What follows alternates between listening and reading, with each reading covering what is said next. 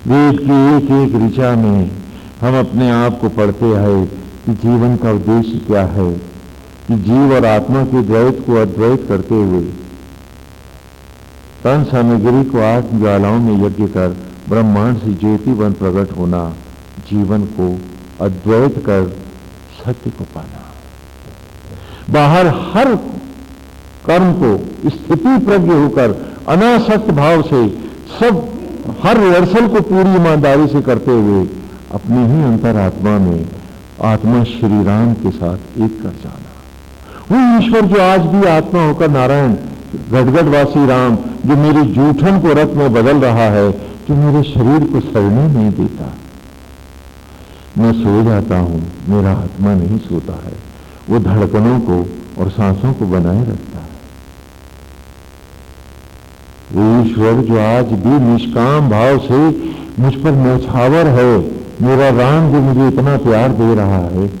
और आज कितनी विचित्र बात है कि मैं उसी आत्मा श्री राम का नहीं हूं। उसके लिए मैं बहाने खोजता हूं, उससे मैं बचने के लिए मक्कारी के आवरण डालता हूं कि कैसे बच जाऊं उससे, मैं कैसे अपने आप को अंधा कर लूं। लेकिन राम कहता है कि मैं तुझे अंधा नहीं होने दूंगा। वो फिर भी मेरी आंखों को रोशनी देता है। मैं हर सांस अपने आप को धोखा देता हूं और वो फिर भी कहता है कि नहीं, तेरी आंख की बीनाई को बनाए रहूंगा। जिस दिन उसने मेरे धोखों को उसने भी स्वीकार कर लिया तो मुझे दीवारें टटोल के ही तो चलना पड़ेगा। ये जानते हुए भी मैं सोचता नहीं हूं कि मुझे क्या करना चाहिए। और यही सप्तम सूत्र में हमने पढ़ा है, क्योंकि आज इस सूत्र का समापन है, तो आए इसकी ऋचाओं को एक बार फिर से दोहरा लें। पहले आज की ही ऋचा ले लेते हैं। आज की ऋचा है ब्लैक बोर्ड से जिन्होंने नोट करी है, अपने अपनी कापियां खोलें। इंद्रं वो विश्वतः परि हवामहे जनेभ्यः अस्माकं अस्तु केवलः। इंद्रम वो अविश्वतः परि की यहां संधियां विभाजित हैं। विश्व वि धन स्वा, धन स्था, धन परि, विश्वस परि। इंद्र माने हे महान, हे यज्ञ, हे ज्वाला, हे नारायण, ऐ मेरे अंतर के देवता, मैं बेखुदी में अपने को ही पुकार रहा हूं। हे आत्मा, हे यज्ञ, हे प्रदीप, हे ज्योतिर्मय। वह माने वो का वह हो जाएगा यहां, वह माने तथा, यथा, जैसे कि। हे आत्मा, हे यज्ञ, हे प्रदीप। वो माने विगत, स्व माने मृत्यु, मृत्यु से रहित करने वाला, हमें पुनः पुनः जीवित करने वाले। हे आत्मा, हे ईश्वर, मृत्यु से हमें फिर उभारने वाले। और इस सचराचर को, संसार का नाम विश्व है ना, वि माने विगत, स्व माने मृत्यु। जो मृत्यु की चादर को उतार कर फिर जीवंत हो जाता है, उसे हम संस्कृत में क्या कहते हैं? विश्व। और इसी का दूसरा नाम संसार है। हाँ, ये शब्द कैसे बने उनका भी अर्थ जान लिया। तो इंद्रम वो विश्वतः परि, हे आत्मा, हे यज्ञ। मृत्यु को नकार कर मृत देहों को जो भस्मियों में लौट जाती है, पुनः जीवंत कर जीवन में स्थित करने वाले। और परि माने हर ओर से उनको परिपूर्ण और व्याप्त करने वाले हैं। जो जीवन का एक क्षण नहीं जानता है, इतना ज्ञानी है, उसे ज्ञानी का सम्मान देने वाले। जो अपने को सांस और धड़कन नहीं दे पाया, जो अपने तन में एक बूंद रख के नहीं बना पाया, उसे माता पिता के सम्मान से वरद करने वाले। ईश्वरतः परि,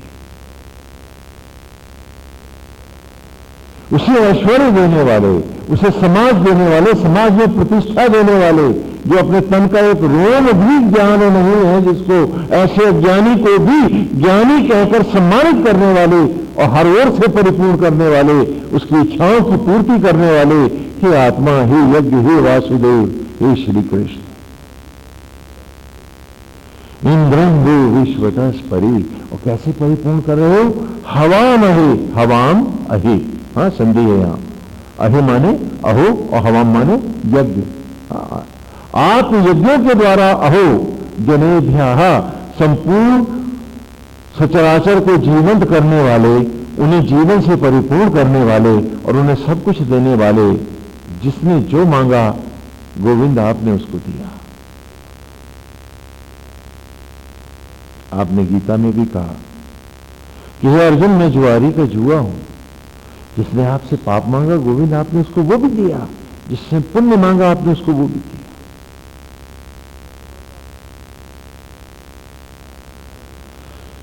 हत्यारे को भी हत्या करने का ताकत तो आप ही ने दी। ऐसे दयालु, ऐसे कृपालु, और जिसने राजा बनना चाहा उसे आपने राजा बनाया। अज्ञानी को सम्मान दे करके, ज्ञानी कह करके आप ही ने तो सम्मानित करवाया, और उनकी लाज भी रखी।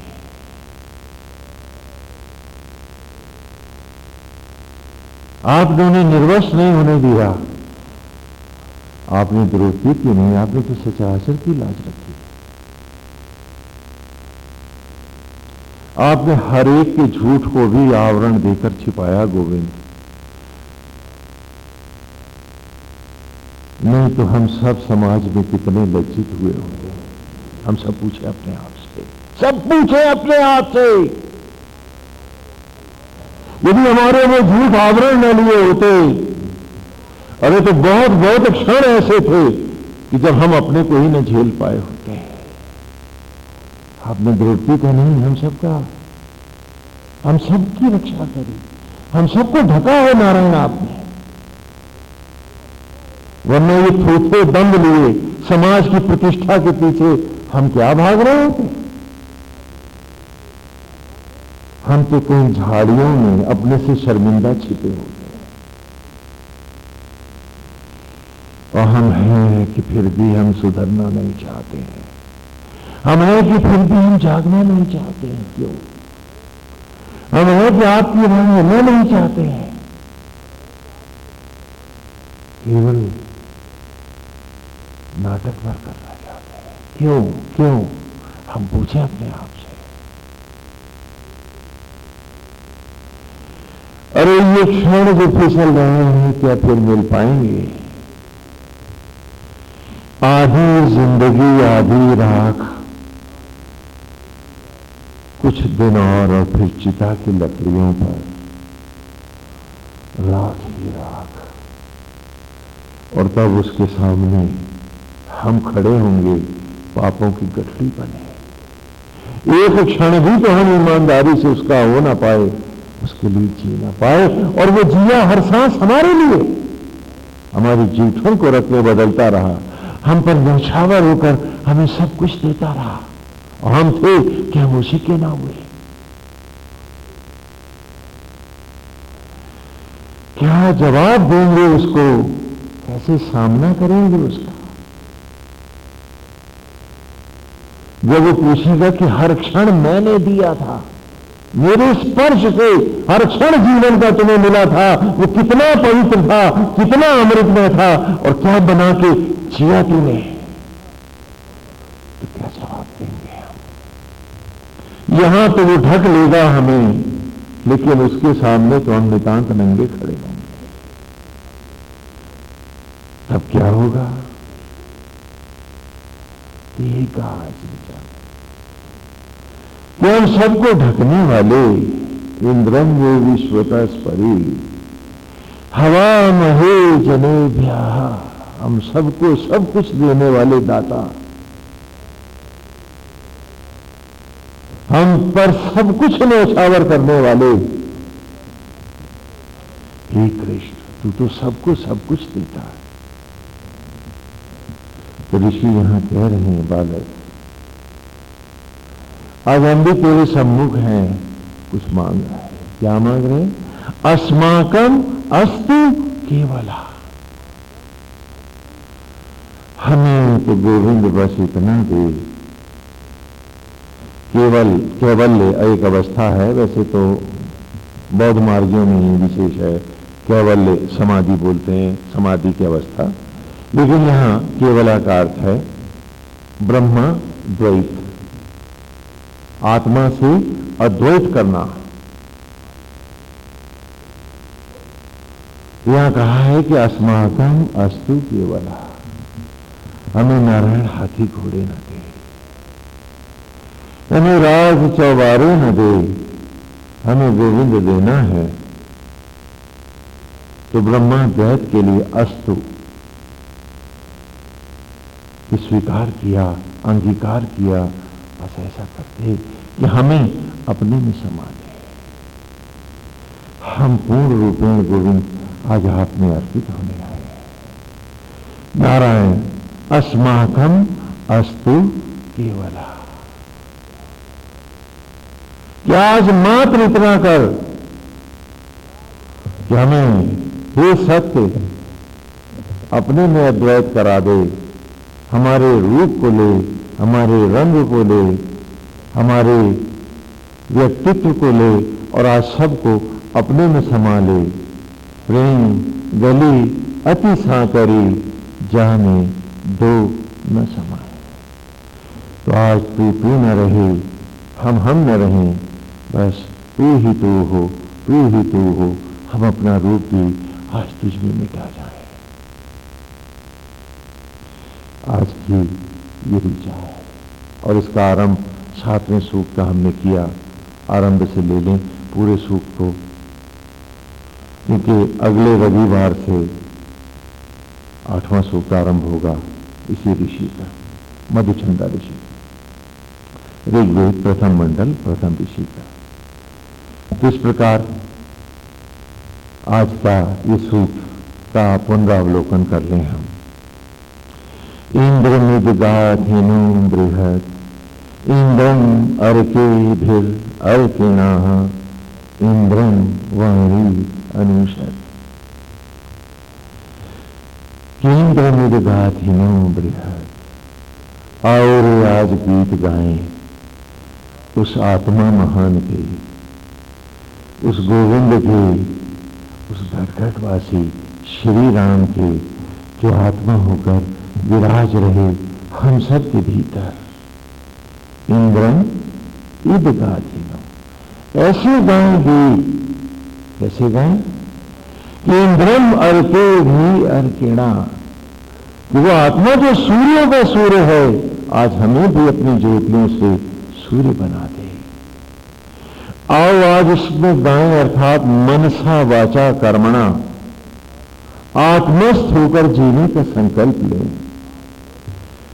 क्या सत्य जगत में दुर्गंध में बहुत जिए हम लोग, आए आज गोविंद के होकर, हर सांस जो दे रहा वो हर सांस उसी की है ऐसा मान लें और हर सांस उसी को अर्पित कर जीने की उस कला में आए, मानसिक परिपक्वता को पाएं, मैच्योरिटी की तरफ बढ़ें, बौनी जिंदगी से उपराम हो, ऊपर उठें और सत्यनिष्ठ जीवन को जीने की कला सीखें। दुर्लभ है मनुष्य योनि, चलो आज इसके क्षणों को बर्बाद ना करें। आओ आज आत्मा के हो जाएं। इंद्रमिदगाधिनो बृहत्, इंद्रम अर्केभिर अर्किणाः, तो जो सूर्यों का भी सूर्य है, क्योंकि ग्रहों को जब देता है स्पर्श तो वो हो जाते हैं सूरज, और दूसरे ग्रहों के आत्मा बन जाते हैं, जगत आत्मा हो जाते हैं वे। आओ आज ऐसे आत्मा के साथ जुड़ जाएं। आओ आज कृष्ण कृष्ण गाएं। आओ आत्मा में खो जाएं। आओ आत्मस्थ होकर जीने की कला सीखें। आओ आज अपने मन को इंद्रम वाणी अनुषत्, मन को, वाणी को, कर्म को, विचार को, सबको कृष्ण में निर्मल कर जाए।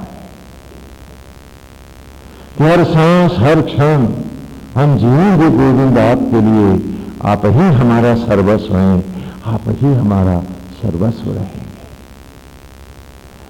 तेन्द्री दर्रो सचा समिश्ल आह वचो युजा इंद्रो वज्री हिरण्य।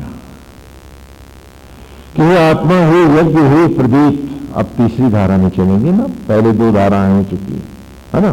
ताना वेद तो सहस्त्र धारा ग्रंथ है। वही ऋचा एक बार मुझे पूरी प्रकृति और सचराचर पढ़ाती है, उसके नियम पढ़ाती है। वही ऋचा ईश्वर मेरे प्रति क्या कर रहा है उस सत्य का भान कराती है, और वही ऋचा मुझे क्या करना है ईश्वर के प्रति मुझे उसका आभास देती है, और वो मेरे जीवन की एक आत्म सजेशन, स्व प्रेरणा बन जाती है। तेन्द्री सचा कि आत्मा से जुड़ जा, आज तू ऐसे रीति समिश्ल आह वचो युजा, जैसे जुड़ जाता है सूरज उससे। यहां थोड़ा सा हम स्पष्ट कर दें, क्योंकि उदाहरण यदि स्पष्ट न हुए तो आप सत्य को नहीं जान पाएंगे। सूरज को लेकर पाश्चात्य जगत में का विज्ञान कुछ और कहता है, वेद कुछ और कहता है।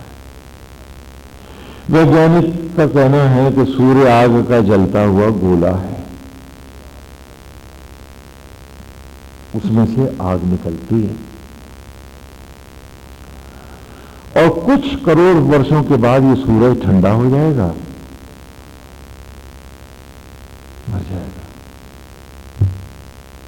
वेद का कहना है कि ये भ्रांति है। सूरज ना आग का गोला है, ना आग देता किसी को। सूर्य से 20 लाख मील दूर लगभग, अब वो योजनाओं में बात होती है ना, तो इसलिए मैं उसको अपने ढंग से हर एक ने लिया है, क्योंकि बहुत से ऐसे हैं जिनके प्रमाण नहीं है। अक्षौणी, अब अक्षौणी कितनी बड़ी होती है, उसका काउंट क्या है, हर एक की अलग अलग मान्यताएं हैं, और क्योंकि वो परंपराएं ही लुप्त हो गई तो लोग नहीं जानते हैं। लेकिन लगभग इतना आता है कि सूरज से 20 लाख मील दूर चारों तरफ सूर्य के एक वलय है,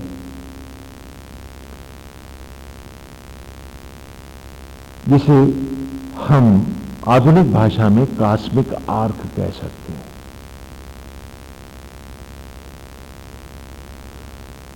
और ये सूरज की ही ग्रेविटी, माया के पुल के कारण ही ये उससे 20 लाख मील दूर, all around the sun but much away from the sun, एक कॉस्मिक आर्क है, एक आणविक भट्ठी है, जिसको वेद ने रुद्र वलय कहा, जिसे ब्रह्म ज्वालाएं जागृत करते हैं, जो अभी इस ऋचा में हम गा रहे हैं।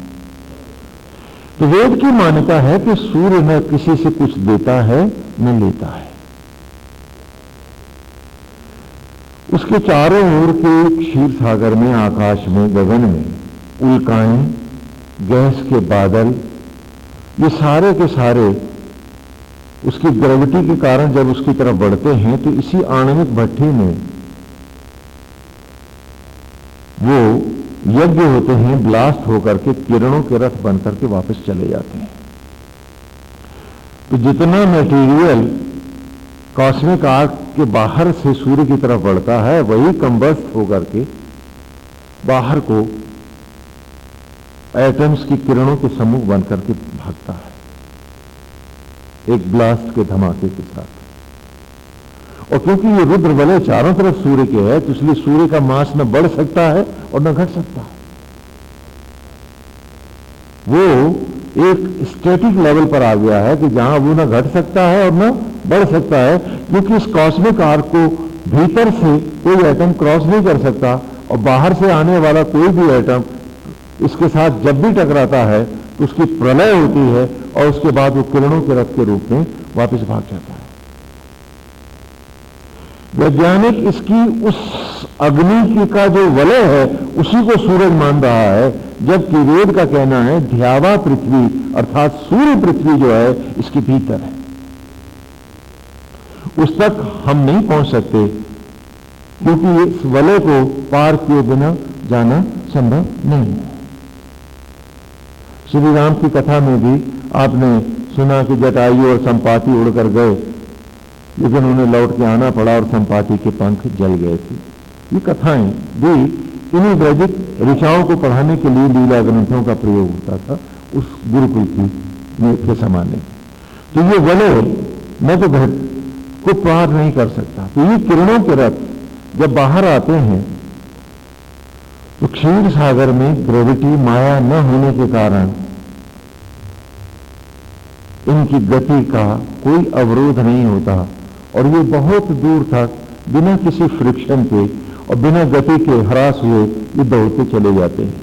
फिर जिस जिस ग्रह की माया में ये प्रवेश करते हैं तो वहां माया के साथ ग्रेविटी के साथ फ्रिक्ट होने के कारण, संघर्ष होने के कारण ही ये ऊर्जा उत्पन्न करते हैं।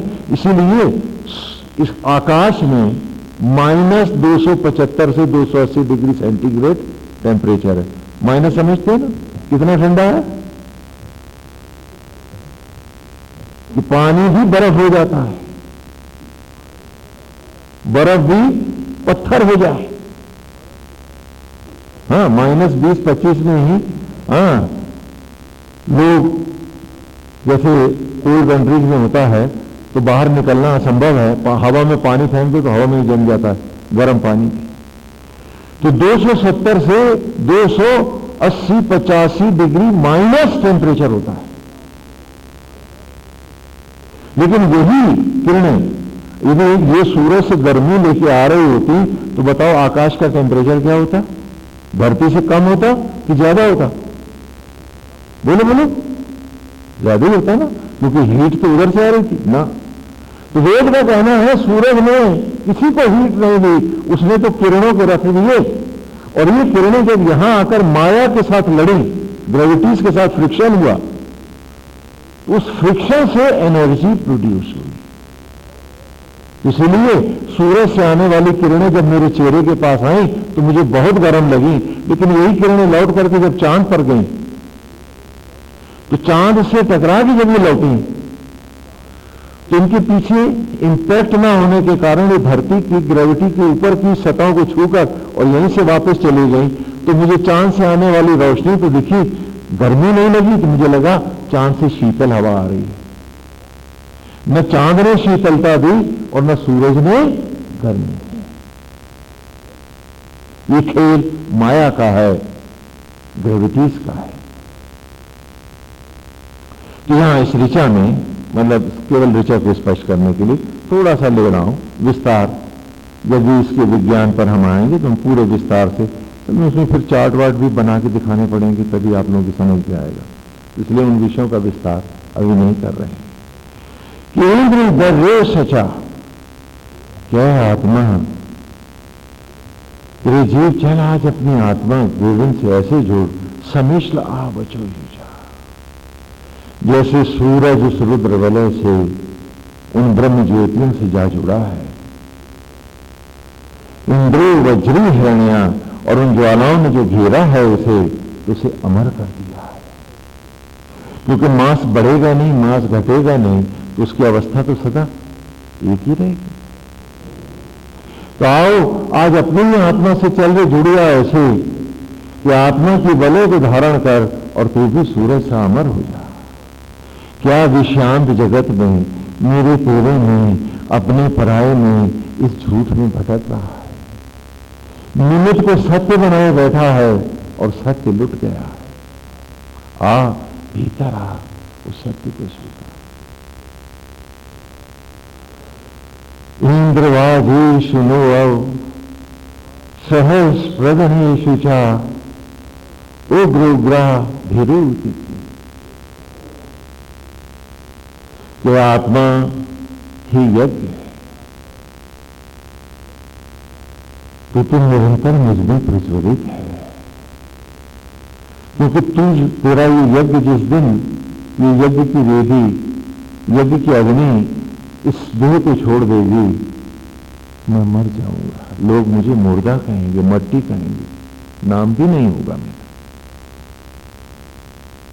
मैं अमुक नहीं, अमुक की मट्टी कहलाऊंगा।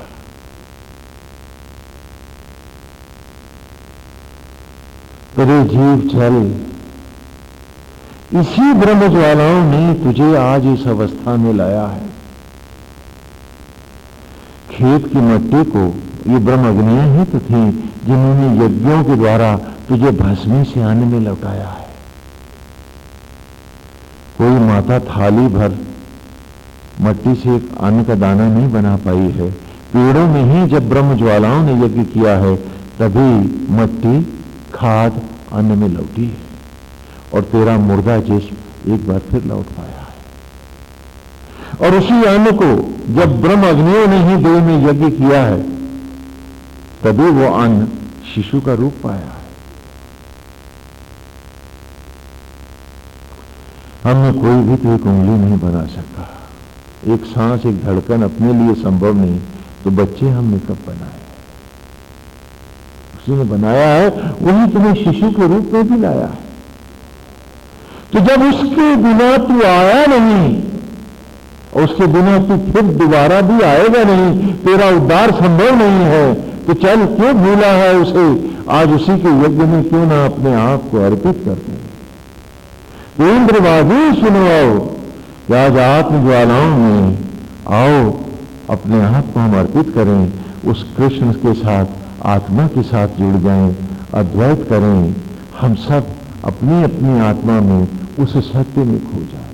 इंद्रवादेशु नो सहस्र प्रधनेषु चा, और जो जो सहस्त्र सहस्त्र उपलब्धियां तथा कथित हम मानते हैं, आज उन सबको भी इसी को अर्पित कर उनसे भी उपराम हो जाए। मेरा ईगो, मेरा दंभ, मेरा क्रोध, मेरी मान्यता, मेरा ये सारे विचारों को भी आओ आज इस आत्मज्वाला में आज यज्ञ करते हैं।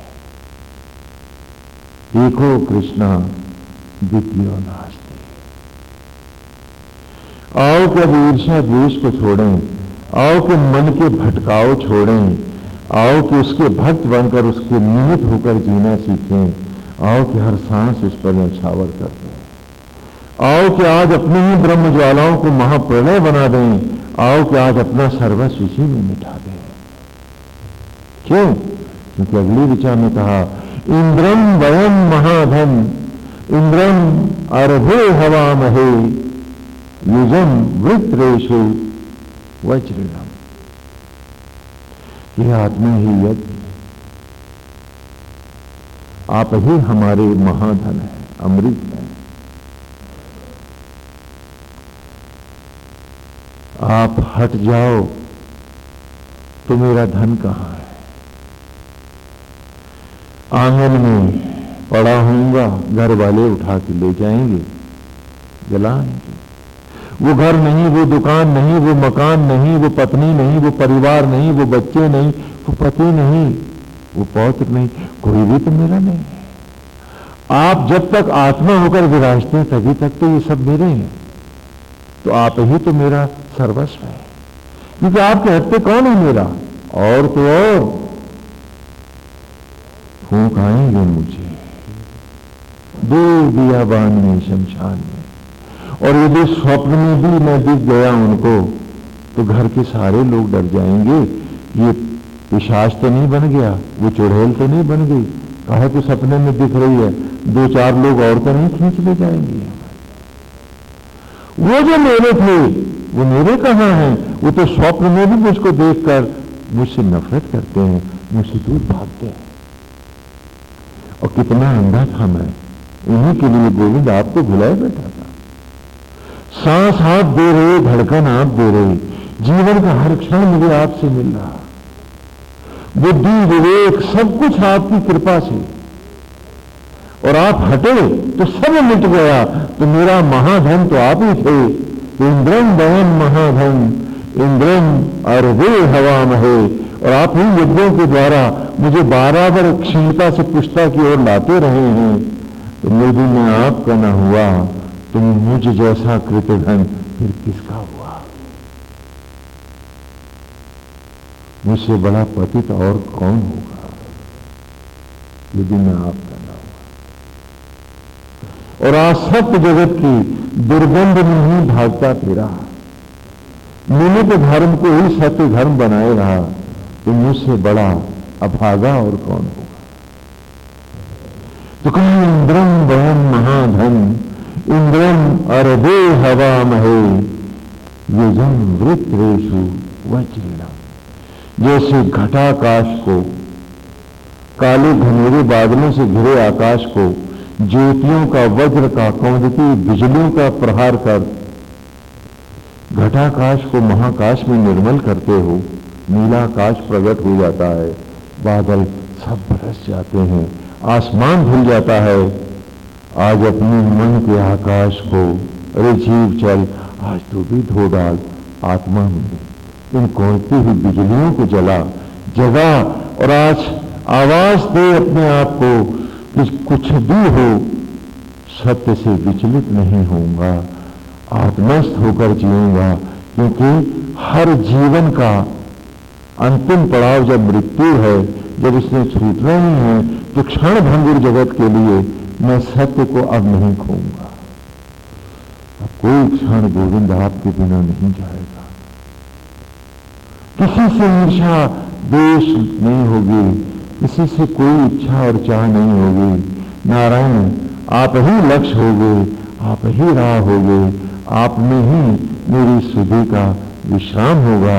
नारायण मैं आप ही में हर क्षण जीऊंगा।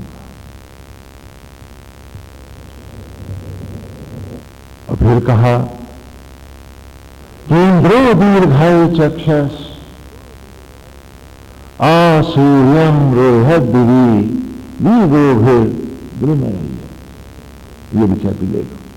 केंद्रो दीर्घायु चक्षस,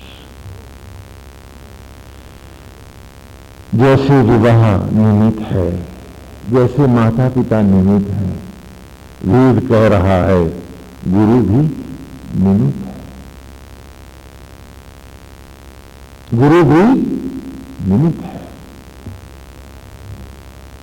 जिस प्रकार ब्रह्म ज्वाला ही मां है, आत्मा ही पिता है, वे ही मुझे प्रकट कर रहे हैं, माता पिता उन्हीं का निमित्त रूप है, उन्हीं के समान ही पूज्य हैं। उसी प्रकार बाहर जो गुरु और गुरु मंत्र भी मिले हैं मैंने, वे भी तो हे नारायण आप ही के निमित्त हैं। इंद्रो दीर्घायु चक्षस, गोविंद हरे। क्योंकि हम सारे संत और सन्यासी, सारे धर्म गुरु जो भी हैं, जिनसे भी आप मंत्र लेते हो, हम सब श्री हरि के निमित्त ही तो आपको मंत्र देते हैं। यही सनातन धर्म की आदिकालीन मर्यादा है। आज के युग में इस संप्रदायों के भ्रमुख से थोड़ा सा आगे बढ़कर उस युग की तरफ चलें कि ऋषि के पास एक बालक आया है और उसने तपस्वी को साष्टांग दंडवत करके प्रार्थना की कि मैं आपको गुरु रूप में धारण करता चाहता हूं, आप मुझे अंगीकार करें, स्वीकार करें, मैं आपका शिष्य बनना चाहता हूं, मेरे जीवन को अभिमंत्रित करें, मुझे सत्यनिष्ठ बनाएं। तो वो ऋषि उसे उत्तर देता है कि तुम्हारे लिए ये करना ही उचित है, सर्वथा सही। यदि तुम झुकोगे नहीं तो जल पियोगे कैसे?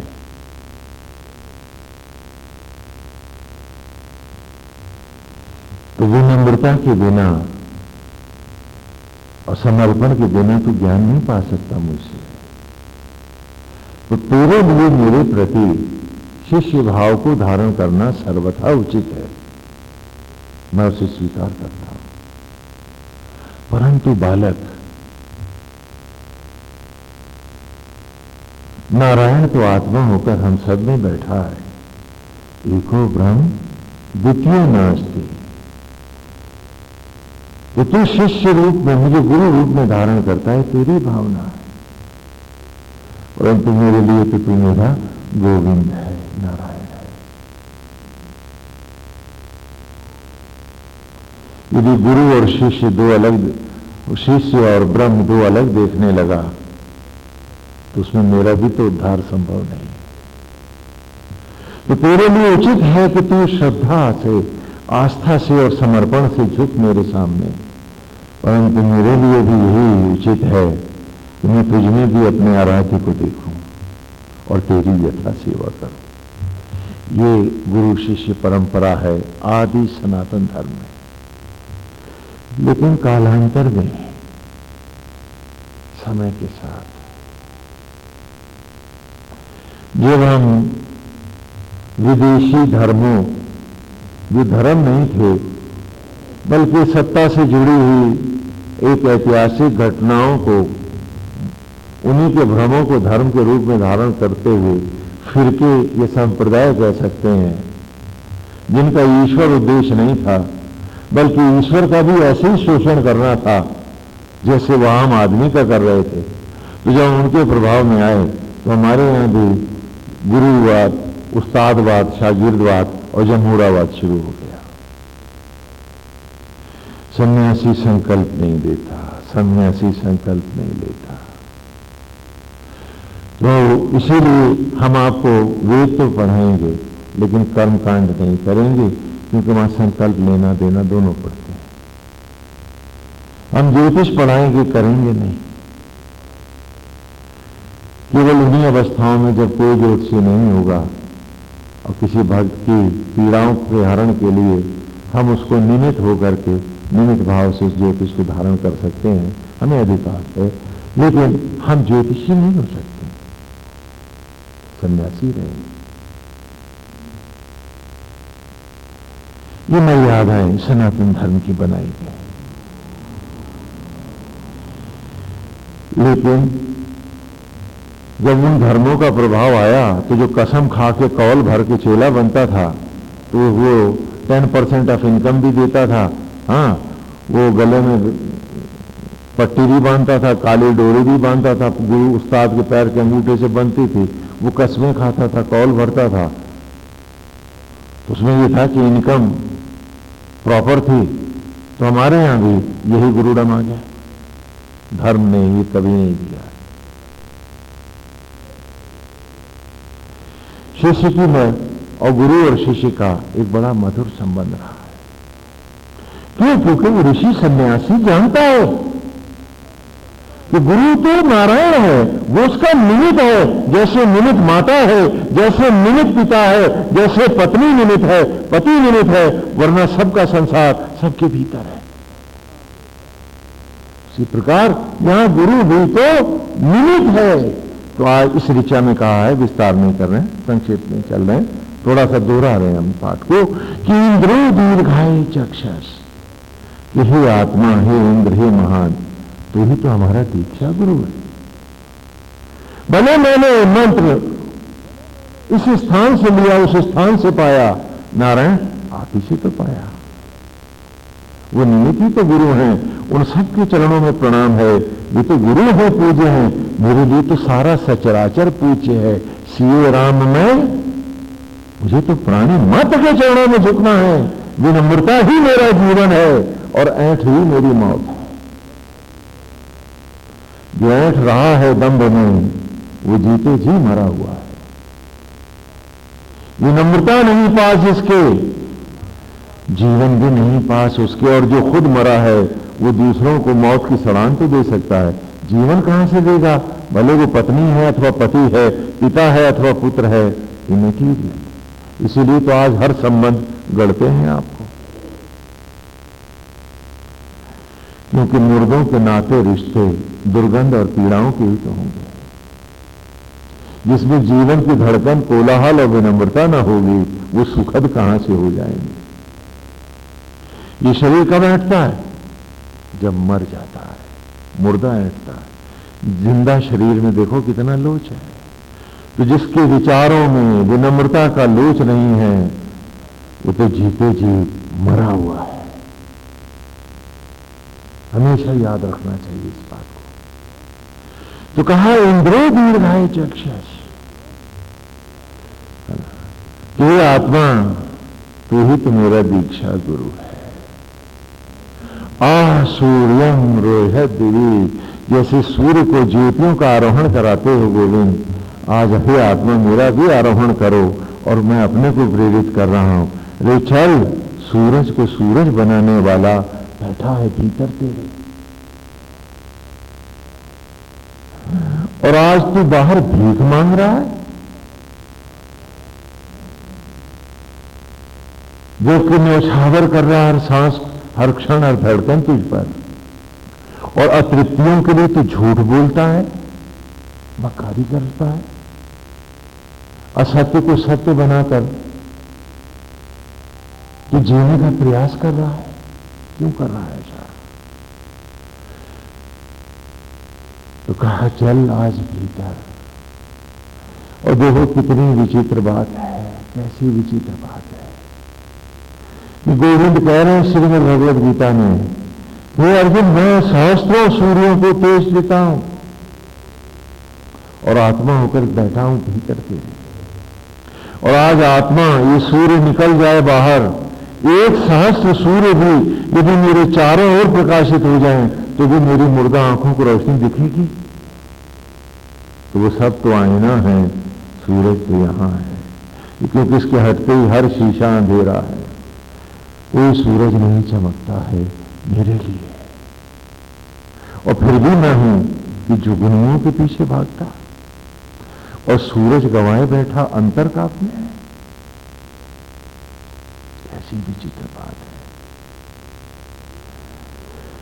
कि एक व्यक्ति है, करोड़ों करोड़ों का खजाना है उसके पास, उसके कमरे में रखा हुआ है, ज्ञान अज्ञान का अथाह भंडार उस कमरे में रखा है, ताला बंद है, चाबी खो गई है, सड़क पे भीख मांगता है वो। यदि तोड़ दे ताला तो अरबपति है वो। आत्मज्ञान हर युग का मेरे भीतर आत्मा में रखा है, और मैं हूं कि भीतर के ताले तोड़ना नहीं चाहता, बाहर भीख मांगता हूं 4 इंच जमीन की, एक वक्त की रोटी की, एक नौकरी की, भिखमंगा बना घूमता मैं हर सांस करता। इंद्रो दीर्घाय चक्षस, कि बाहर जब मैं मंत्र भी ले रहा था, नारायण ले तो मैं आप ही से रहा था, आप ही मेरे गुरु हैं। ये गुरु तो महान हैं, उनको तो प्रणाम है, क्योंकि प्रणाम तो सचराचर को है, तो उनको क्यों नहीं है? लेकिन गोविंद सचराचर में आप हैं, इसीलिए तो प्रणाम है। तो मुझे तो जीव मात्र में प्रभु आपका भाव लाना है। तो मेरे गुरु, मेरे पिता माता सर्वस्व आप है, मेरा सब कुछ आप है। तो इंद्रो दीर्घाय चक्षस आसुना रोह दिरी नी गोभे मारे। और फिर सानो वृषण नमुम चरम सत्रादावन अपह वृद्धि अस्मभ्यम अप्रतिष्कुता। ये सब ऋचाएं हम पढ़ चुके, केवल आज सूत्र का समापन कर रहे हैं। सानो वृषण नमुम चरम, हम सबको भी तो तूने यज्ञों के द्वारा ही बनाया, हमें उभारा, वो सत्र चलते रहे यज्ञों के, मट्टियान और अन्न बालक बनते रहे, यूं लौटते रहे हम बारंबार। हे आत्मा, हे यज्ञ, तू ही तो मुझे बराबर उतारता रहा। और वो कह रहा हूं अपने आप से, जब हर बार तू लौटा इन्हीं के द्वारा, जब इन्होंने ही तुझे राह दी, इन्होंने नहीं लौटाया तुझे, चलना आज अपने आप को अपरिष्कृत अप्रसिद्ध प्रतिष्ठिता, आज अपने आप को इन्हीं में मिटा दे, अपना अस्तित्व खो दे। गोविंद में ऐसा लय हो, लोटा पानी ऐसा गिरे सागर में, सब सागर सागर हो जाए, तू अपनी आत्मा में खो जाए। आज मिलन हो मेरा मुझसे कुछ ऐसा। बहुत भटक लिया मैं विषयांत जगत की राहों पे, बहुत पीड़ाएं दी मैंने मुझको, और बहुत पीड़ाएं दी मैंने सबको, और बहुत पीड़ाएं ली है सबसे। उन अज्ञान के अंधेरों से चलो बाहर आए। तुंजे या उत्तरे स्तोमान इंद्रस्य वज्रिणा न विंदे अस्य सुस्तुतिम। क्षण क्षण उठे, क्षण क्षण जले, तुंजे क्षण क्षण, और निरंतर उत्तरायण हो, देवयान की ओर बढ़े। आत्मा यान बैठा है, देव माने आत्मा, आत्मा रूपी यान से जाएं, पितर अर्थात चिता की लकड़ियों को ही हर बार न अपनी राह बनाएं। तुंजे तुंजे या उत्तरे। आओ आज आत्मज्वाला से उभरते हर क्षण को इसी में यज्ञ करें। आओ आत्मस्थ होकर जीना सीखें। आओ सत्यनिष्ठ हो जाएं। तुंजे तुंजे या उत्तरे स्तोमा इंद्रस्य वज्रेणा। आत्माओं का यज्ञ बनकर जो उभरता है, रे जीव आज तू भी उसका यज्ञ हो जा। और न बिंधे अस्य सुष्टुतेन, कि मौत भी न जिसे बीन सके, आज वो पुष्टता पा। आत्मा बैठा है तुझे सूरज की तरह अमर करने के लिए, तुझे सूरज की तरह ज्योतिर्मय बनाने के लिए। मौत को भी पराजित करने वाला बैठा है आत्मा होकर भीतर तेरे। क्यों भटकता है बाहर, चल भीतर। वृषा यूथे वंशगा कृष्टीर्यत्योर ओजसा ईशानो अप्रतिष्पुता।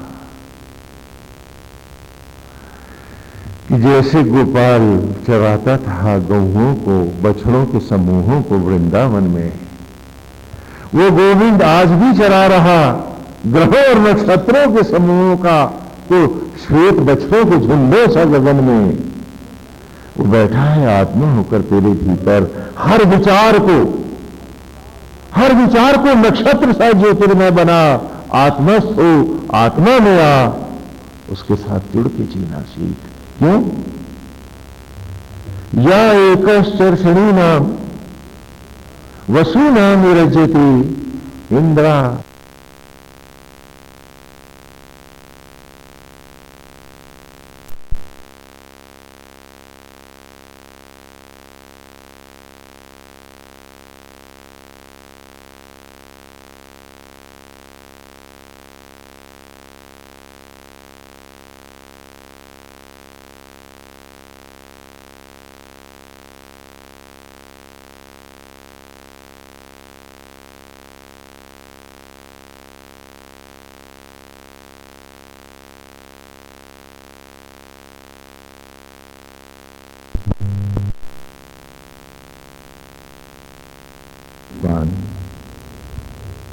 हम निरंतर कर रहे हैं।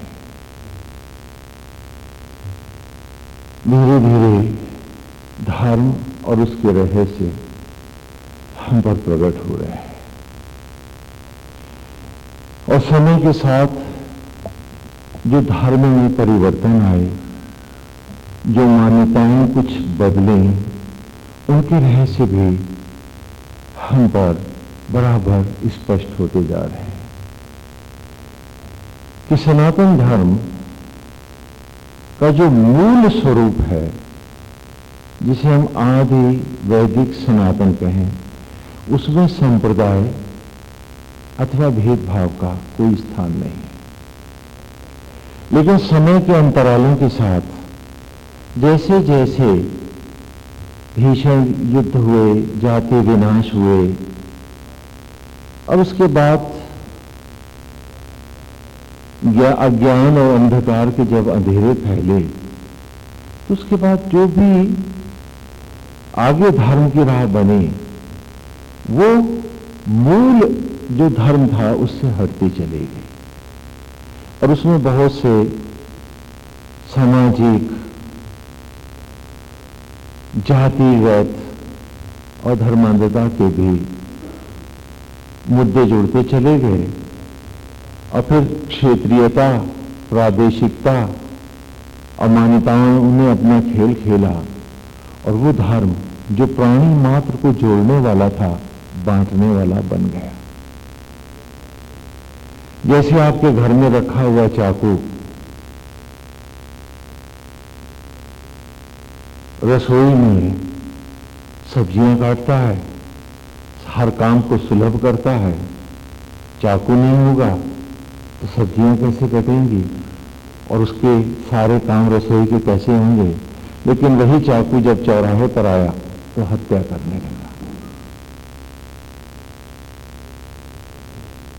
चाकू बनाया सदुपयोग के लिए गया था, लेकिन समय के साथ जब वो बाहर आया, तो चाकूबाजी होने लगी, लोग कटने मरने लगे, वो हत्या का कारण बना। तो ठीक उसी प्रकार धर्म, जिसकी मूल कल्पना थी कि प्राणी मात्र को, मनुष्य मात्र को जोड़ना, उन्हें एक सुंदर, सुखद, एक अद्भुत जीवन के स्तर देना,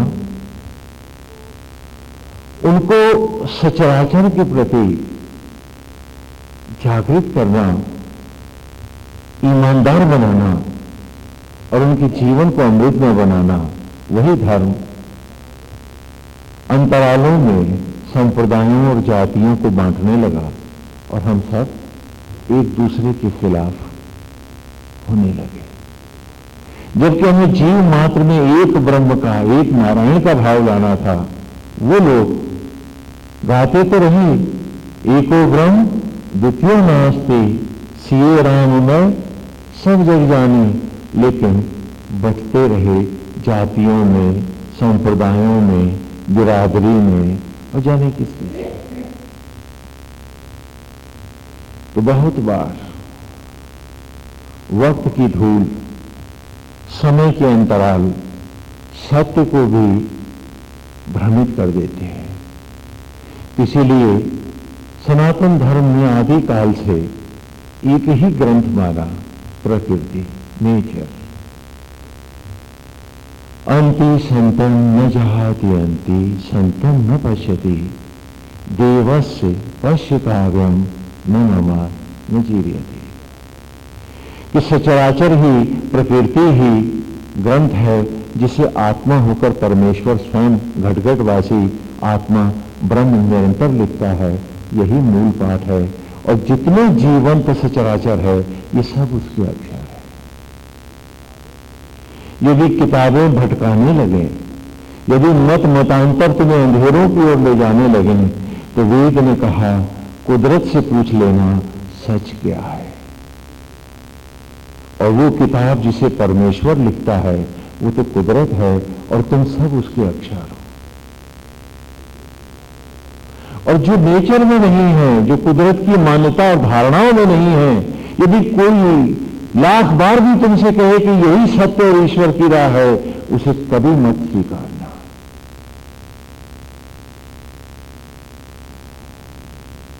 महाभारत में भी उनके भी कथा पाठ्यक्रम में हमने देखा कि भगवान ने कहा कि मैं तुम्हारा ईश्वर होकर भी, नियंता होकर भी तुम्हारी बुद्धियों का नियंत्रण नहीं लूंगा। यदि मुझे तुम्हारी बुद्धि का नियंत्रण लेना होता तो मैं तुम्हें ये बुद्धि क्यों देता? जैसे पशु को दी है, जैसे बाकी जीवों को दी है, वैसे ही तुमको भी देता। निर्णय की अवस्था तुम्हारे पास क्यों छोड़ता मैं, यदि निर्णय मुझे स्वयं करना होता। तो जब मैंने तुम्हें बुद्धि दी है, विवेक दिया है, इसका सदुपयोग करना। क्योंकि चार लोग तुमसे कहें कि झूठ ही सच है, तो उसे सच मत मानना और किसी के दबाव में आकर अपनी बौद्धिक स्वतंत्रता को गिरवी मत रख देना। नहीं तो दोबारा ईश्वर को भी संकोच करना पड़ेगा कि इस बुद्धि की महानता और पवित्रता का सम्मान करना ये नहीं जानता, तो अगले जन्म फिर वो बुद्धि कहां देगा, तुम्हें पशु ही तो बनाएगा। तो अपनी बुद्धि का, अपने विवेक का न तो कभी दुरुपयोग करना और न इसे कभी कहीं पर गिरवी रखना। और इससे दूसरों का अहित भी तुम ना करो, क्योंकि जब भी तुम ईर्ष्या करते हो, द्वेष करते हो, घृणा करते हो या मन में कुछ गंदे भाव ला करके किसी के साथ व्यवहार करते हो, तुम भूल जाते हो कि दूसरे का इतना बुरा नहीं होता है जितना तुम्हारा अपना बुरा होता है। क्योंकि सारे विचार जिस मन में तुम रखते हो वो मन तो मैला हो जाता है और मन की खेती ही तुम्हारी जिंदगी का भोजन है। कोई भी किसान सड़े हुए बीज की बैसार नहीं डालता खेत में, उसे मालूम है कि विषैले अन्न होंगे और आगे बैसार भी वही चलेगी तो पीढ़ियां नष्ट हो जाएंगी। इसलिए जब भी तुम किसी का बुरा सोचते हो, करने वाला तो परमेश्वर है, उसका बुरा नहीं होता, लेकिन तुम्हारा बुरा तत्क्षण हो जाता है कि तुम्हारा मन विष का भरा हो जाता है और तुम्हारे ही जीवन का विनाश होने लगता है। इसी के लिए ईश्वर ने, संत ने, आदि सनातन धर्म ने गुरुकुल की कल्पना की और आज गुरुकुल में वो बालक कैसे पढ़ते हैं, उसी के प्रकार से हम वेद की इन ऋचाओं का रहस्य जान रहे हैं, शब्द शब्द इसके अर्थ को पहचान रहे हैं। कि जब भी हम किसी के लिए भी कोई बुरा भाव लाते हैं, हम अपने अपराधी स्वयं हो जाते हैं, और ईश्वर के घर में उतने पापी तो हम हैं ही। और इसी को तो बालक किस प्रकार भटके नहीं, अपने जीवन को पूरी तरह से अमृतमय बनाकर जिए, परमेश्वर के द्वारा जिए गए अमृत के क्षण जो भगवान से आत्मा होकर क्षण प्रदान कर रहे हैं, हर क्षण को अमृत बना करके ही ईश्वर के सामने वो सर उठाकर खड़ा हो सके। उन्हें चिंता से, द्वेष से, क्रोध से, गंदे विचार, गंदे स्वभाव से मैला न करे, उसी के लिए गुरुकुल शिक्षा में सबसे पहले ऋषि बालक को यज्ञोपवीत संस्कार कराते हैं, और हमने बड़े विस्तार से इसको जाना। उसके बाद ऋषि के मन में विचार आता है कि कहां ये तटस्थ है, कहां ये स्थिति प्रज्ञ है, और कहां ये सत्य में जिएगा, तो इसका भी विवेचन उस बालक के सामने होना चाहिए। तो सबसे पहले यज्ञ की कल्पनाओं को लाता है, और वेद के आरंभ के सूक्त में ही हमने देखा कि ऋषि उसे पढ़ा रहे हैं, आत्मा ही यज्ञ का अधिष्ठित देव है। और पहले सूक्त में हमने आत्मा की परमेश्वर के रूप में, यज्ञ के आचार्य के रूप में, घटघटवासी जगत नियंता के रूप में हमने स्तुति गाई, और वेद ने कहा इसी को हमने ब्रह्मा कहा, इसी यही विष्णु है और यही महेश है, अलग संप्रदायों की कल्पना वेद में नहीं है। दूसरे सूक्त में उन्होंने कहा कि आत्मा के साथ प्राण वायु ही यज्ञ का उपाचार्य है, उपरिद्विज है। फिर तीसरे सूक्त में कहा कि ब्रह्म ज्वाला ही यज्ञ की ज्वाला है, यही नव दुर्गा है। मां के सारे स्वरूप ब्रह्म अग्नि के हैं, जो तुम्हारे भीतर प्रज्वलित है, जिसके गर्भ से ही सचराचर आज भी उत्पन्न हो रहा है और निरंतर होता रहेगा। आज भी यदि उत्पत्ति में कोई सक्षम है तो ये ब्रह्म ज्वालाएं हैं, यही भगवती हैं, यही वैष्णवी हैं, यही अम्बा हैं, जगदम्बा हैं। हाँ, इन्हीं को लक्ष्मी के रूप में जानते हो तुम, ये नव दुर्गा है। यही ब्रह्माणी है जो हमारी ब्रह्म ज्वाला होकर हमारे आत्मा में प्रज्वलित है। ये सत्य रूप में मां है और आत्मा ही पिता है। और फिर जाना कि ये तन सामग्री है, पहले यही भस्मी में था। भस्मियां जब पेड़ों के गर्भ में यज्ञ हुई, आत्मा स्वरूप पिता ने, ब्रह्म ज्वाला स्वरूप इस माता ने जब यज्ञ किया, तो आत्मा और ब्रह्म अग्नियों के ही संयोग से वो राख यज्ञ होकर अन्न में लौटी, और उसी अन्न को जब स्वयं माता पिता होकर आत्मा और ब्रह्म ज्वाला यज्ञ करते हैं, तभी हम शिशु रूप में जीवन पाते हैं। तो सत्य रूप में माता पिता आत्मा और ब्रह्म अग्नि है। जैसे उसी प्रकार निमित्त माता पिता वो हैं जिन्होंने तुम्हें प्रकट किया है ईश्वर के निमित्त होकर।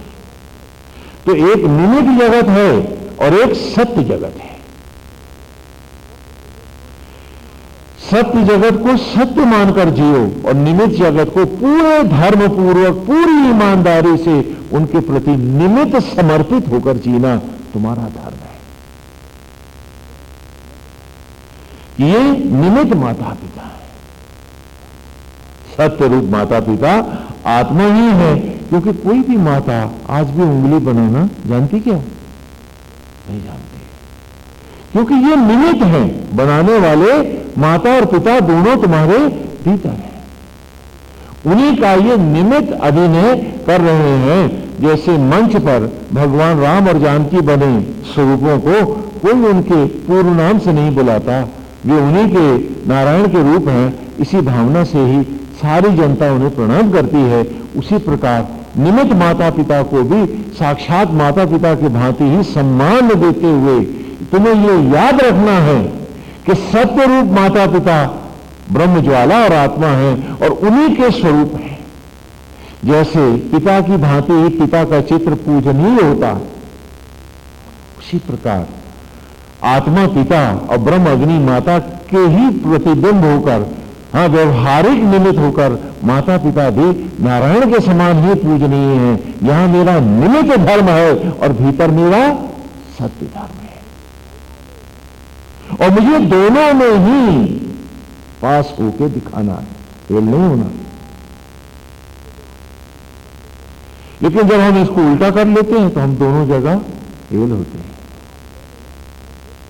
हम अपने में ही स्वयं एक अपराधी हो जाते हैं, ईश्वर के प्रति और अपने प्रति भी। और तब उनको बताया कि घर, परिवार, व्यवहार जो जगत में बाहर तू कर रहा है वो सब निमित्त धर्म है। वो सब क्या है? निमित्त धर्म है। पति पत्नी का धर्म भी निमित्त धर्म है। सत्य धर्म क्या है? जीव का आत्मा श्रीवर का वर्ण करना।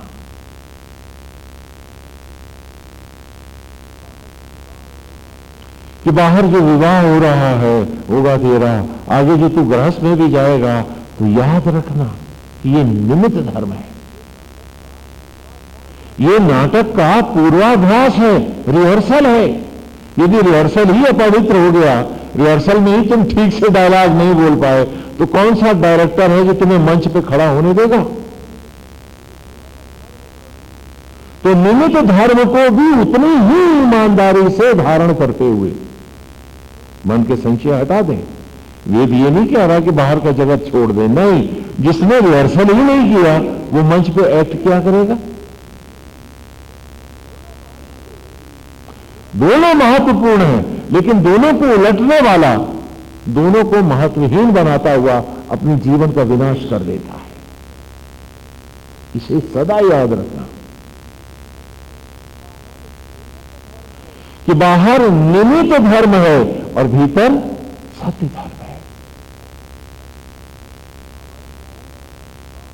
और हमारा क्या है? बाहर सत्य धर्म है और ईश्वर के प्रति निमित्त धर्म है। घंटी हिला देंगे, हाँ, दिया जला करके थाली घुमा देंगे, प्रसाद बांट देंगे, हाँ, पंडित को बुला के हवन पूजा करा देंगे, निमित्त धर्म है, मतलब नहीं है कुछ। हम सब उल्टा कर रहे हैं। क्यों? क्योंकि आज वो गुरुकुल शिक्षा का स्वरूप हमारे पीछे नहीं है।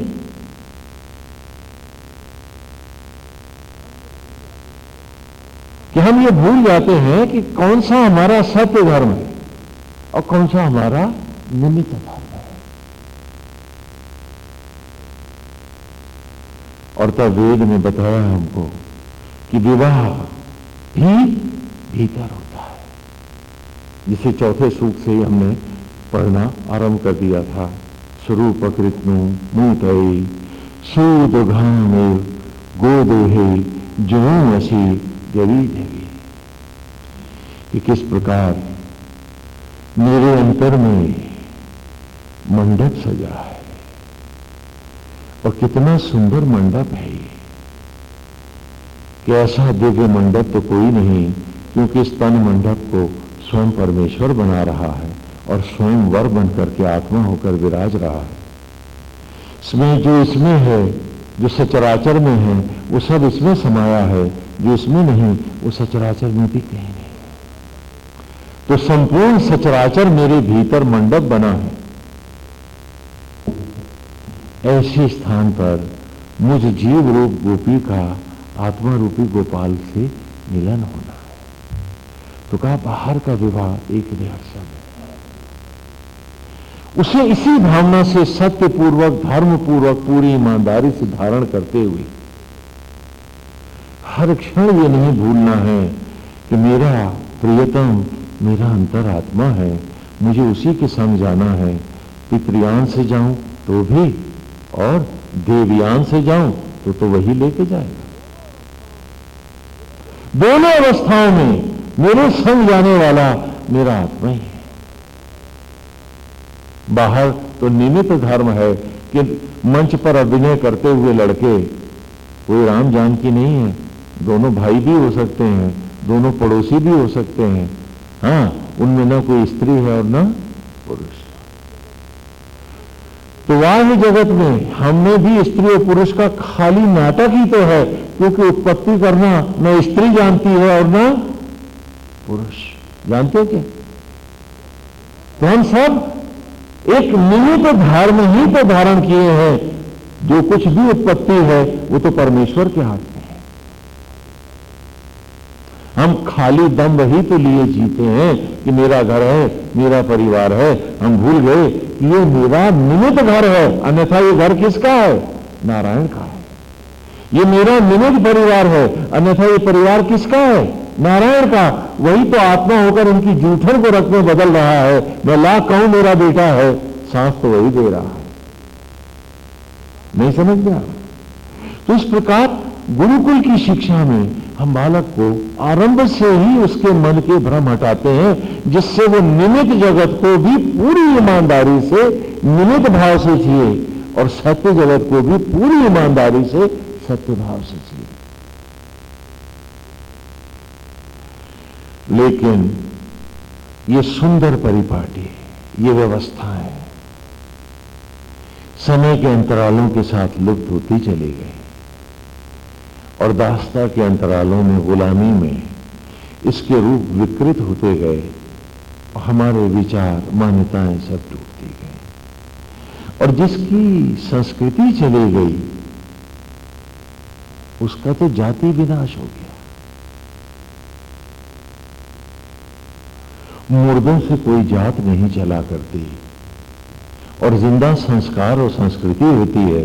यदि वो नहीं है तो उसके नाम को लेने वाले यदि देश भी खड़े हैं, लोग भी हैं, तो उनसे क्या मतलब? जो संस्कृति में मुर्दा है वो तो मरे से बदतर है।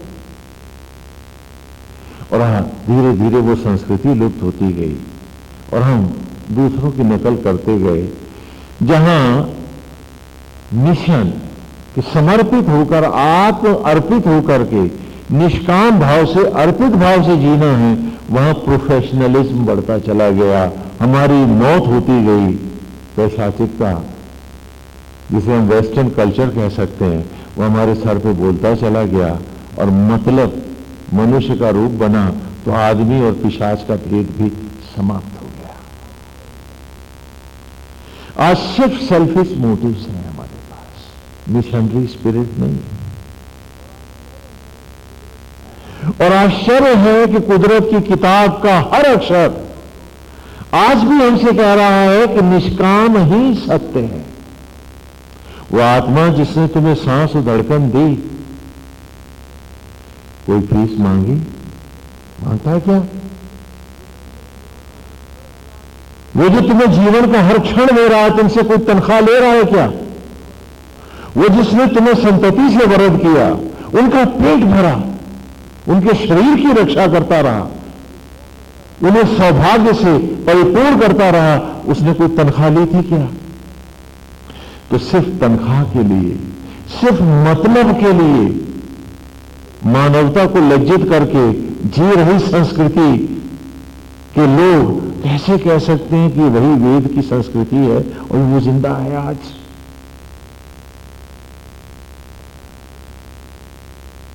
हम सिर्फ अपने मतलब के लिए ईश्वर की झूठी कसम खाते हैं।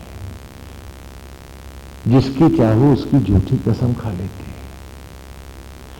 अपनों के हित में झूठ बोलने में हमें जरा सा भी शर्म लज्जा नहीं आती।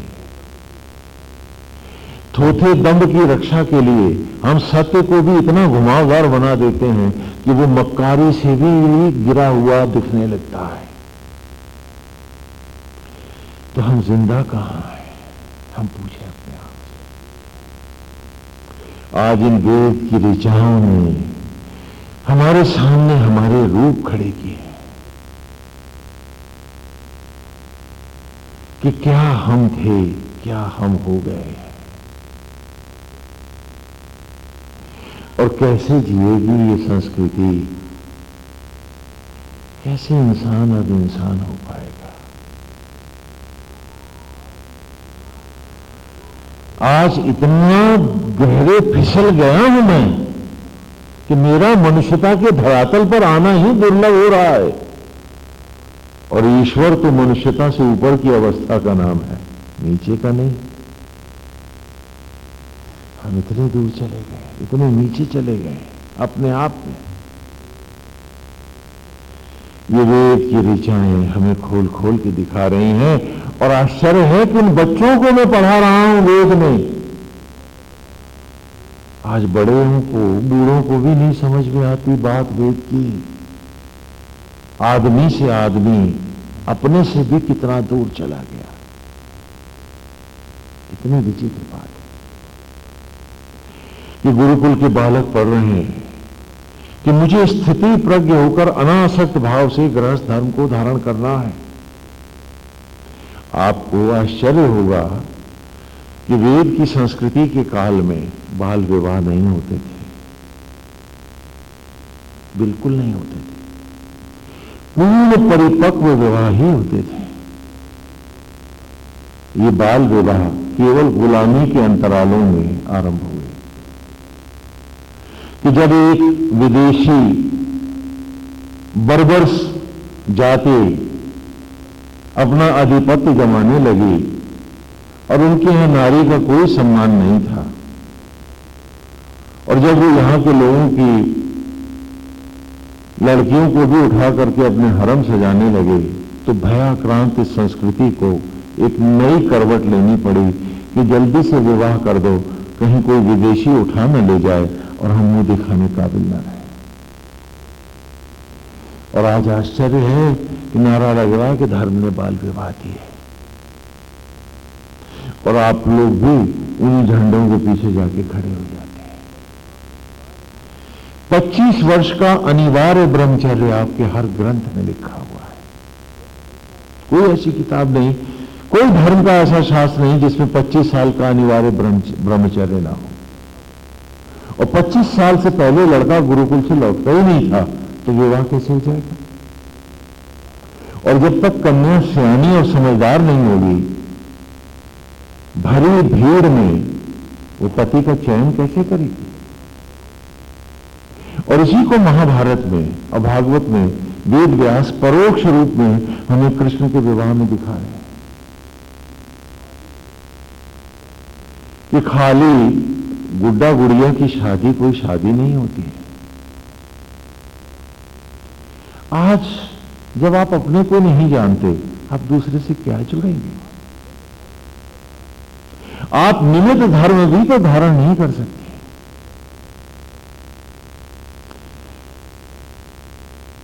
कि विवाह कब होगा?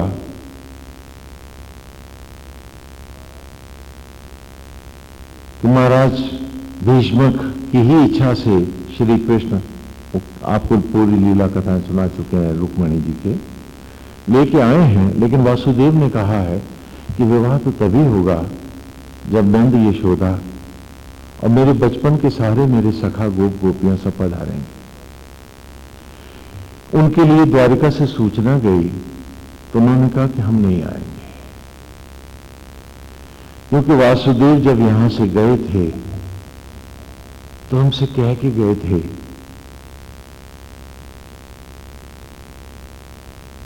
कि वे शीघ्र लौट कर आएंगे, तो अभी तो उनका आना बाकी है।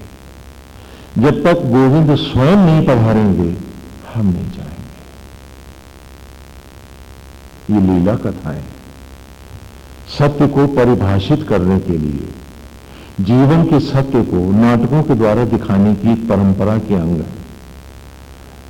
हम इसे नाटक के रूप में ही ले लें, लेकिन बहुत सुंदर स्पष्टीकरण है यहां कि व्हेन शैल आई मैरी,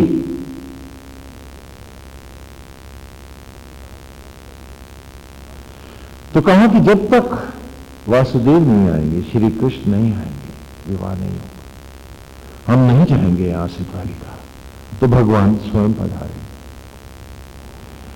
और श्री राधा ने तब चांदी की बांसुरी जो कृष्ण जाते समय उन्हें दे गए थे, उन्हें भेंट की कि गोविंद आज आप फिर बांसुरी बजाएंगे, और वो शरद पूर्णिमा की रात्रि है। वृंदावन में एक बार फिर कृष्ण की बांसुरी की लहर गूंजी है, चांद फिर एक चांदी का थाल बन गया है। चारों ओर एक अलौकिक छटा झूमने लगी है। महाराज का क्षण फिर उभर आया। यमुना स्थिर हो गई। हर गोप और गोपी अपनी ही आत्मा को गोविंद बनाकर और जीव भाव से अपने अंतर में झूमने लगे हैं। महारास चल रहा है। महारास उसको कहते हैं कि वो महारहस्य जिससे सचराचर उत्पन्न होता है। हर पेड़ पौधे में एक नन्ही सी धरती से उभर आई उस कोपल में महारास हो रहा है। आत्मा यदि उसे प्यार न दे, स्पर्श न दे, और उस गीली मट्टी में यदि कृष्ण रूपी अग्नि, कृष्ण माने अग्नि होता है ना, वेद में पढ़ा है आपको, वो अग्नियां, वो ज्वालाएं प्रज्वलित न हो, फूले बीजों में आग न लगे, तो यज्ञ कैसे होगा? और वो हरी कोपलें अचानक घास के तिनकों की तरह धरती की छाती से प्रकट कैसे हो? कितना रस के साथ वो उभरी हैं, कितना उनमें एक विचित्र स्फुरण है, एक आनंद का भाव है कि ओस की बूंद पड़ती है और वो सिहर जाती है। क्या मट्टी में भी सिहरन होती है? हाँ, होती है।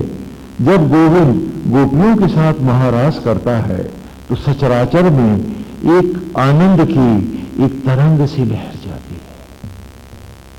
आज सारे वृंदावन में महारास छाया हुआ है।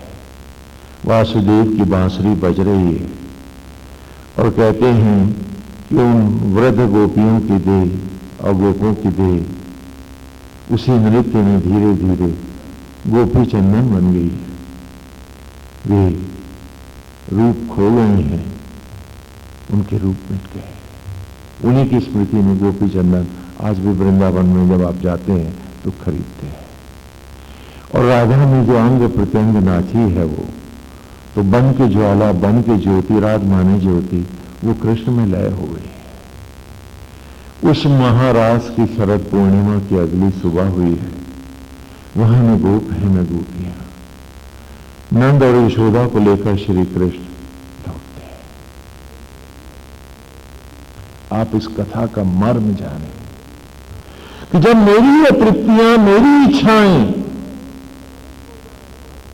चारों ओर से शेष हो जाएं, भस्म हो जाएं, और एक ही भाव में मैं आत्मा में स्थित हो जाऊं, that's the time when I am suppose to marry, not before. जब तक ये मानसिक परिपक्वता नहीं आएगी, अरे तुम विवाह क्या करोगे, तुम अपने को ही नहीं झेल सकते, पत्नी कहां से झेलोगे, और वो पति के लिए क्या कर बन पाएगी? And the whole life you simply punish each other, and that's you know better. क्यों? क्योंकि वो परिपक्वता, वो मैच्योरिटी जिसकी कल्पना यहां वेद व्यास कर रहा है विवाह के समय की, वो हमें आती ही नहीं है। क्यों? क्योंकि हमारे बचपन को संवारता और सजाता अब वेद नहीं है। हम एमेच्योर से एमेच्योर लेवल पर जीते हैं। बड़ा आदमी बनने का सपना सजाए हैं, बड़ा मकान, बड़ी गाड़ी नहीं, बड़ा पद नहीं, बड़े नौकर चाकर और बहुत सारा पैसा नहीं, तो मैं बहुत छोटा आदमी हूं, तो मेरे अंदर इतना घटियापन है कि ये मुर्दा चीजें ना आए तो मैं बड़ा हो नहीं सकता। तो हम इतने खोखले, बौने और घटिया हो गए हैं आज। और जब वेद से पढ़कर निकलता था, वो जानता था कि सारा ऐश्वर्य, सारी सत्ता मुझ में है, मुझसे बड़प्पन है, न कि मुर्दा चीजों से मेरा बड़प्पन है। आज बिल्कुल उल्टा। और उस एमेच्योर लेवल पर हो रही शादियों में कितना सुख है, कितना दुख है, कितना झूठ है, कितना सच है, कितना भ्रम है, कितनी ईमानदारी है, हम सब जानते हैं। किसी से कुछ छिपा नहीं, हम सब जानते हैं। और यहां कृष्ण की लीला में हमें दिखा रहे हैं कि शादी कब हो, जब सारी गोपियां अर्थात सारी यादाश्त, स्मृतियां भी कृष्ण की कृष्ण में ही समा जाए। और उसका अंतरंग भाव प्रेम का भी, राधा भी जब ज्योति बनकर उसमें समाए, तभी कृष्ण रुक्मिणी का हो पाए। This is the mature level of marriage in this वैदिक स्कूल। और ये तभी संभव है जब बालक गुरुकुल से ही निमित्त धर्म और सत्य धर्म को पढ़ के आए। आज भौतिक जगत को आप सत्य धर्म कहते हैं और हर झूठ को सच बनाकर आप जिंदगी को सजाना चाहते हैं। कैसे सजेगी वो? मुर्दे पर जितना भी चंदन चढ़ा दो, थोड़ी देर में बास तो आएगी। जिंदा होता तो बात दूसरी थी।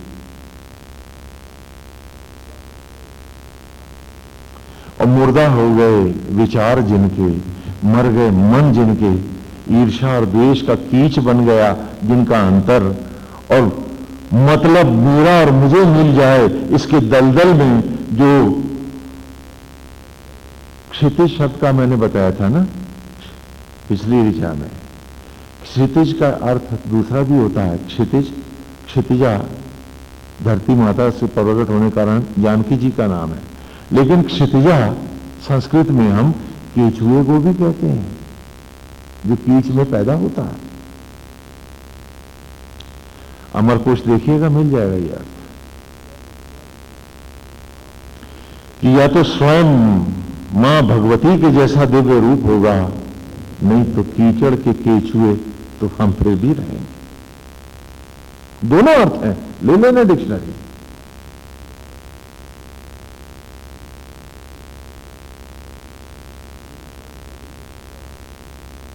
ये मन पवित्र होगा,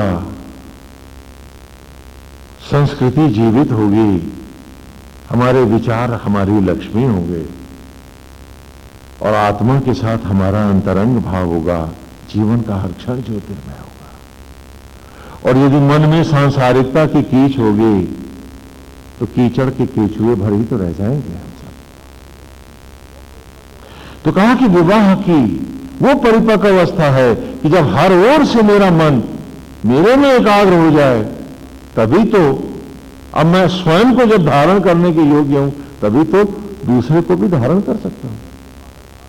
अभी तो जो खुद ही घर से बाहर भाग रहा है, इस घर में ही नहीं है, वो दूसरे का क्या होगा? धोखा, नाटक, फरेब, और क्या दे सकता है? मेरे पास एक आए, पहले स्वामी जी क्या हम समाधि लगा के लोक लोकांतरों का भ्रमण कर सकते हैं योग मार्ग से? हमने कहा वो भ्रमण की बात छोड़ो, पहले इसमें रह के दिखाओ तो। तुम इसमें रहते ही कहां हो? किसी की ईर्ष्या में हो, किसी के द्वेष में हो, किसी के लोभ में हो, किसी के मोह में हो, किसी के बदले की भावना में हो, और कहीं अपना उल्लू सीधा करने में हो, किसी को धोखा देने में हो।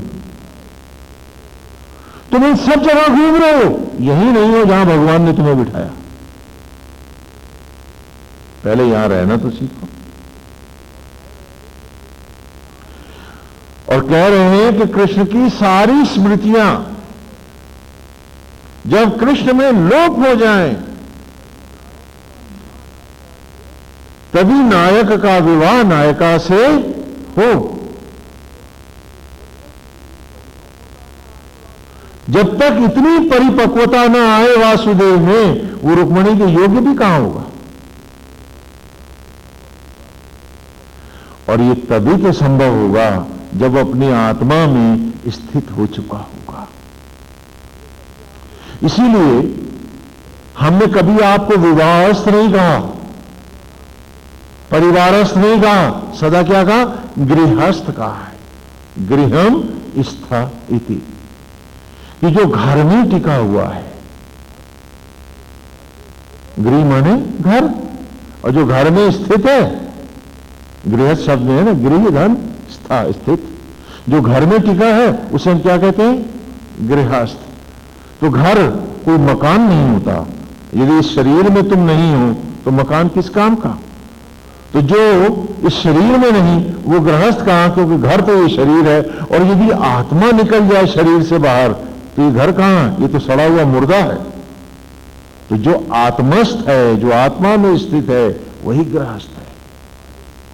तो गृहस्थ धर्म खाली डिग्री ले लेने के बाद शुरू हो जाता है जैसे अब, ऐसा अतीत में नहीं होता था। One has to be mentally mature enough, only then he is suppose to Mary.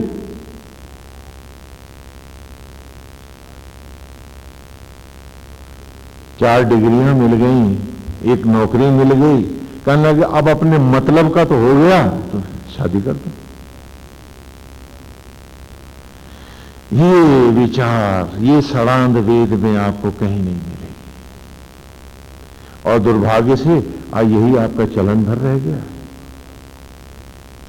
मानसिक बौनापन, अब मैं मटेरियल से उसको भरना चाहता हूं अपने खोखले जीवन को, क्योंकि भीतर खोखला से खोखला होता जाता हूं, उम्र बढ़ती जाती है और खाली खोल भर रह जाता हूं। अब इस खोखलेपन की हताशा से, भय से बचने के लिए थोड़ा सा ये हो जाए, थोड़ा सा घर बना लूं, अपने आप को बहाने दिखाता हूं, सिर्फ धोखा देता हूं। और चौथे ही सूख में हमने उसे पढ़ाया कि वहां जो करोगे वो रिहर्सल होगा, सत्य विवाह तो यही होगा, तो अपनी तैयारी यहीं से आरंभ कर कि जीव गोपी है, आत्मा गोविंद है, सचराचर में इनका मिलन ही जीवन है। श्री राम की कथा में भी इसी सत्य को हमने पुनः दिखाया। ये लीला ग्रंथों को, लीला ग्रंथ का अर्थ होता है सत्य का नाटकीय प्रस्तुतिकरण। तो मैं आपको आपके जीवन के गंभीर रहस्यों को एक सरल मनोरम लीला के द्वारा दिखा रहा हूं कि राम और जानकी का विवाह कब हुआ, जब शिव का धनुष टूट जाएगा। ये शिव का धनुष ही क्यों लाया, मैं और किसी का क्यों नहीं ले आया? क्योंकि शिव है प्रलय का देवता, मृत्यु और मृत्युंजय महाशिव के नाम है। ये अधिकार उनका है। तो विवाह कब होगा, जब शिव का धनुष अर्थात मृत्यु की सीमा हट जाएगी, टूट जाएगी। जब तक मेरे में और उसमें बीच में ये शिव का धनुष है, वो लाख मंत्र फेर करके भी हम आपके फेरे फिरवाएं, ये शिव का धनुष दोनों को अलग अलग चिताओं पर ही भेजेगा, वो जुड़ नहीं पाएंगे, सदा अलग रहेंगे। तो जब तक शिव का धनुष न टूटे, विवाह पूर्ण कहां हुआ? बोलो, समझ में आता? उन कथाओं में इन बातों को इतना महत्व क्यों दिया गया? क्योंकि वेद की ये आधारभूत मान्यता है कि वो जो मानसिक रूप से परिपक्व नहीं, वो जो जीवन और मृत्यु की सीमाओं को गंभीरता से जानता नहीं, और वो जिसको इनको उद्देश्य मानकर जीने की सामर्थ्य आई नहीं, वो अपने को ही धारण नहीं कर पाएगा, तो दूसरे का भरतार कहां से हो जाएगा? नाटक और ड्रामे ही तो होंगे। हाँ, फिर आप सब गाएंगे कि नानक दुखिया सब संसार।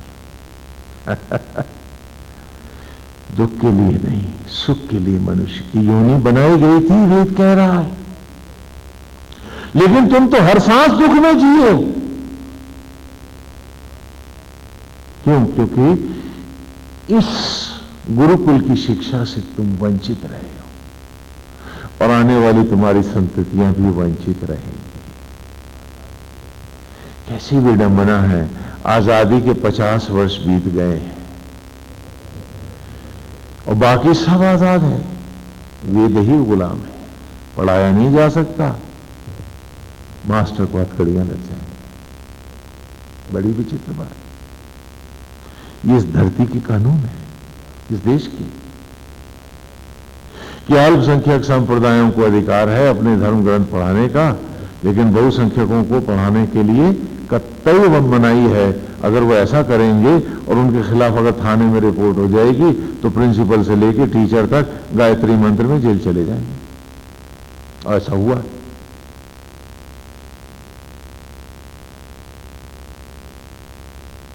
और आज आपके साथ इतने बड़े मजाक क्यों हो रहे हैं? क्यों? क्योंकि आज अपने धर्म और संस्कृति से कट गए लोग हैं आप। और कटी पतंग जो नोचे, जो पकड़े उसकी, वही हाल आपका है।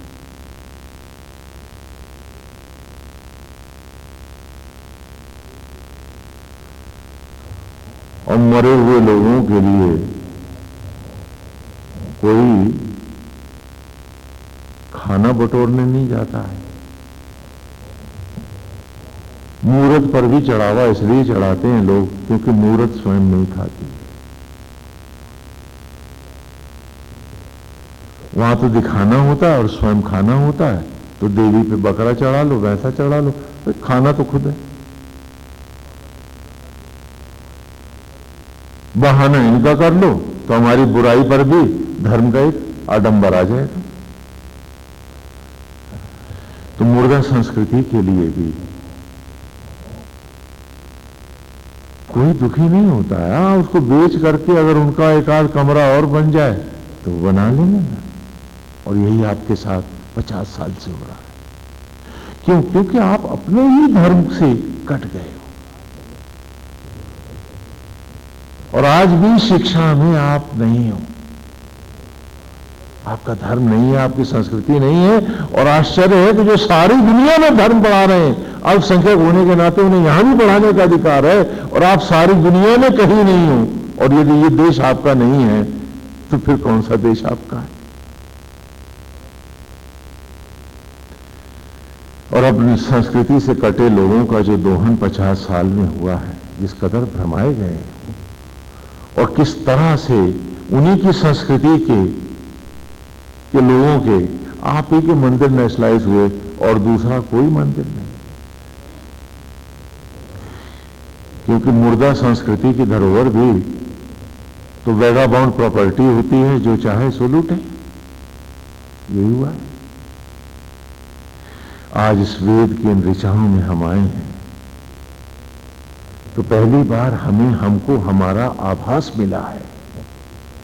पहली बार हमको एहसास मिला है कि कभी हम भी जिंदा लोग थे। क्या फिर जी पाएंगे? क्या हो पाएंगे? आज तो यही प्रश्न हमारे सामने खड़ा है कि वेद की इन ऋचाओं को क्या कभी हम जीवंत कर पाएंगे? क्या हम कभी जान पाएंगे कि वो पूर्वज जिनकी हम संतति हैं?